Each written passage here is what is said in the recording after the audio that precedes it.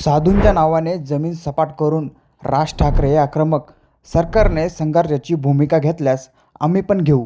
नाशिकमधील आगामी कुंभमेळ्याच्या पार्श्वभूमीवर तपोवनामध्ये वृक्षतोड करून त्या ठिकाणी साधुग्राम बसवण्याचा सरकारचा मानस आहे.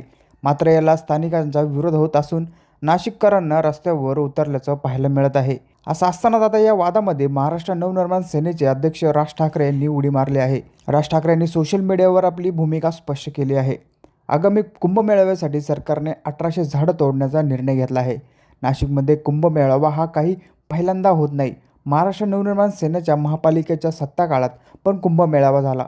त्यामुळे आम्ही भरपूर पायाभूत सुविधा उभारल्या. त्यावेळच्या नगरसेवकांचा आणि प्रशासनाचा उत्तम संवाद होता. त्यामुळे काम करताना जनतेला काय हवं याचा विचार केला गेला. एकूणच नियोजन इतकं उत्कृष्ट होतं की तेव्हाच्या महापौरांचा नगरसेवकाचे प्रतिनिधी म्हणून आणि तत्कालीन आयुक्तांचा प्रशासनाचे प्रतिनिधी म्हणून थेट अमेरिकेत सत्कार झाला होता, अशी आठवण राज ठाकरेंनी सांगितली.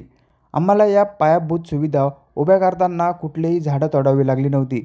मग आता या कुंभमेळाव्यासाठी झाडं का तोडावे लागत आहे असा सवाल राज ठाकरेंनी उपस्थित केला. आज कुंभमेळ्याचं कारण दाखवून झाडं तोडायची, साधूंच्या नावाने ती जमीन सपाट करून घ्यायची आणि मग नंतर पुढे ती आपल्या लाडक्या उद्योगपतीला दान करायची, इतकाच विचार या सरकारचा असणार. नाहीतर साध्या महाराष्ट्रात दुसरं काय सुरू आहे?